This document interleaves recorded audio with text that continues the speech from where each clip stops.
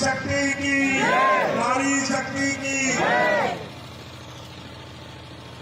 नैमिष की पावन धरती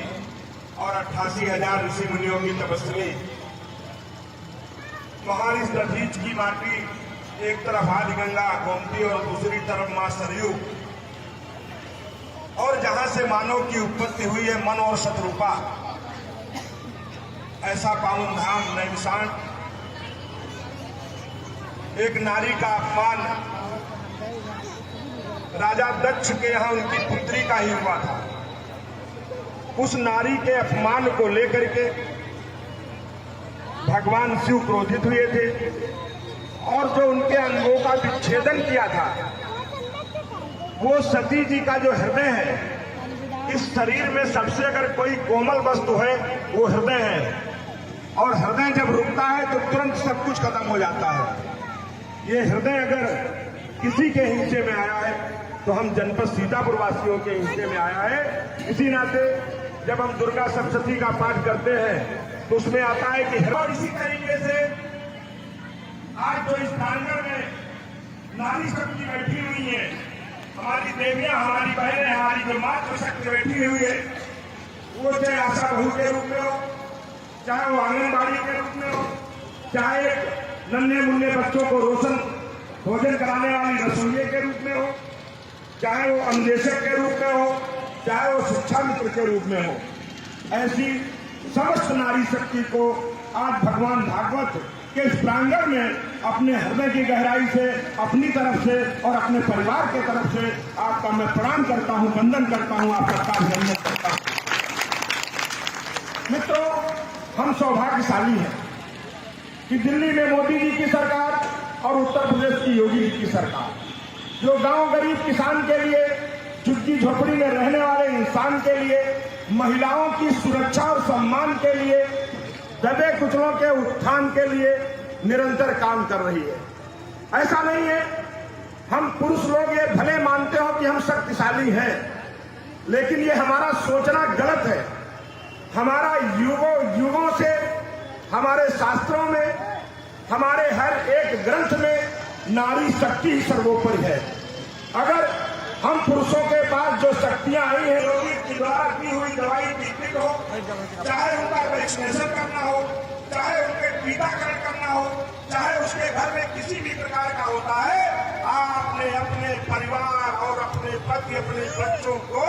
दांव पे लगा करके ऐसे लोगों के लिए काम करने का काम किया है। इस नाते में हृदय की गहराई से यहाँ का एक जनप्रतिनिधि और चौकीदार होने के नाते मैं आपका अभिनंदन करता हूँ, वंदन करता हूँ, मैं आपको प्रणाम करता हूँ। ये मेरा सौभाग्य है कि आप लोगों ने 45,000 वोट से आप लोगों ने जिता करके ये जो नारी शक्ति है, हमारी बहनें बैठी हुई है सामने, इनका बहुत बड़ा योगदान रहा है। हम लोग जब माननीय मुख्यमंत्री जी से मिलते हैं तो निरंतर माननीय मुख्यमंत्री जी से निवेदन किया। इससे पहले भी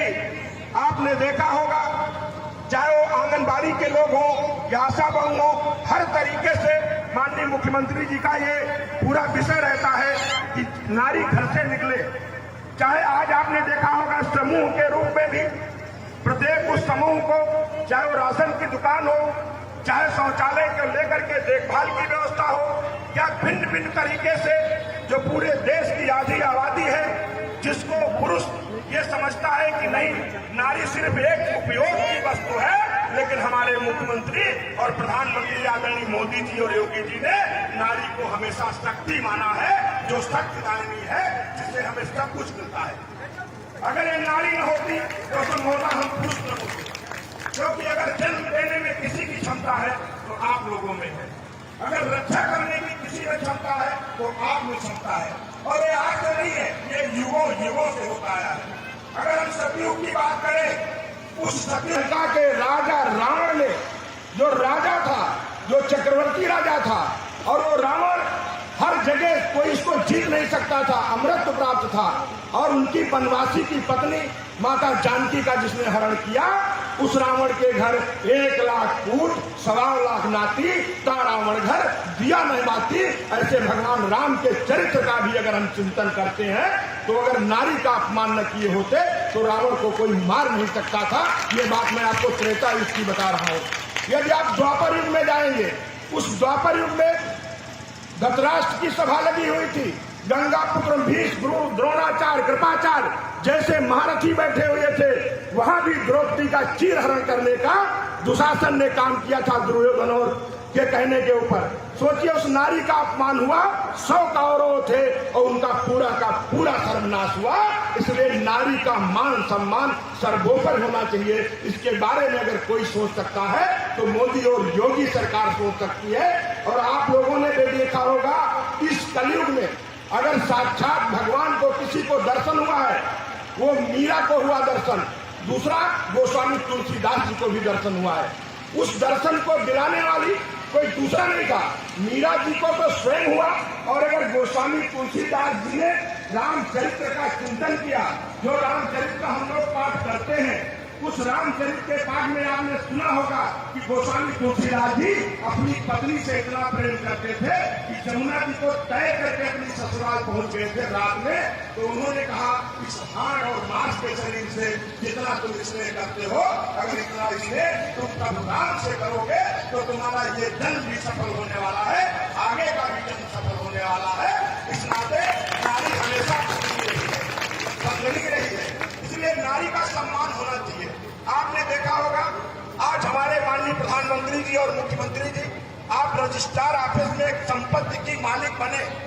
और इसके लिए उन्होंने स्टाम्प ड्यूटी भी महिलाओं के लिए कम करने का किया है कि इनको अगर लिखा पढ़ी करेंगे तो इनको कम होगा। अभी हमारा अंतिम बजट पेश हुआ, उस अंतिम बजट में आप लोगों ने, योगी जी ने बहुत कुछ सोच करके रखा है और वो इतना प्रभावित है इस नारी शक्ति से कि हम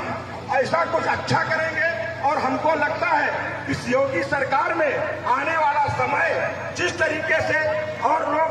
आप की तरह जो काम कर रहे थे उनको धीरे धीरे करके उनको व्यवस्थित करने का काम कर रहे हैं। तो आपके मानदेय से लेकर के जो भी आपकी नौकरी, जो भी व्यवस्था है, वो मुझे विश्वास है आपको एक नई दिशा मिलेगी। ये आपको उम्मीद योगी सरकार से करना भी चाहिए और ये सरकार कर भी रही है। आप शिक्षकों को देख लीजिए, या जैसे भी करके सब चीजों में सरकार पूरी तरीके से काम कर रही है। मेरा इतना ही आप सबसे कहना है कि आपने जो इसने और उसके साथ में 5.25 साल आपके बीच में काम करने का अवसर प्राप्त हुआ। हमने ये प्रयास किया किसी रूप में हमारी बहनें जो काम कर रही हैं, इनको कोई किसी प्रकार की दिक्कत न होने पाए। जैसा कि हमारे प्रतिनिधि ओम प्रकाश जी भी कह रहे थे, डॉक्टर सारिका मोहन जी आपकी डायरेक्टर है, वो अपने सीतापुर की डीएम रही है, वो मेरी छोटी बहन की तरह है पूरी तरीके से। और कई आशा को हमें पता नहीं वो यहाँ पे है या नहीं, कई लोग मेरे से आए जिन लोगों से कहा जनपद की थी, मैंने कहा कहीं जहाँ लोग बुढ़ा भाग लगा रहे थे उनका फ्री में, कोई बलरामपुर में था, कोई आपके यहाँ गोंडा में थी, ऐसे 3-4 लोगों को आया, मैंने उनको लिख के दिया तो अपने जनपद में उन्होंने भेजने का, ट्रांसफर करने का भी काम किया। इसके साथ साथ में मेरा इतना ही कहना है आप लोगों से,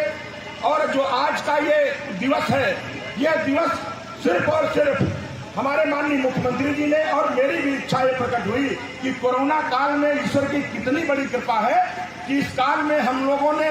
या तो आपके ज्ञान तिवारी को आपने देखा होगा, भाई को, या भारतीय जनता पार्टी के कार्यकर्ताओं को देखा होगा, या आप लोगों ने जिस तरीके से जो लोग कोरोना पॉजिटिव हुए, आज हमारे बीच में आनंद दीक्षित नहीं है, रामेन शुक्ला नहीं है, ऐसे करके कई जो हमारे साथ काम करते थे वो हमारे बीच में चले गए। लेकिन आप लोगों ने, हम लोगों ने जिस तरीके से मिल करके जो काम करके लोगों की सुरक्षा और उनका हमने बचाने का काम किया है, इसके लिए मैं हृदय की गहराई से आपका अभिनंदन वंदन करता हूं और आपका प्रणाम करता हूं। और इस नारी का आशीर्वाद इसमें इसी तरीके से मिलता रहे और मुझको लगता होगा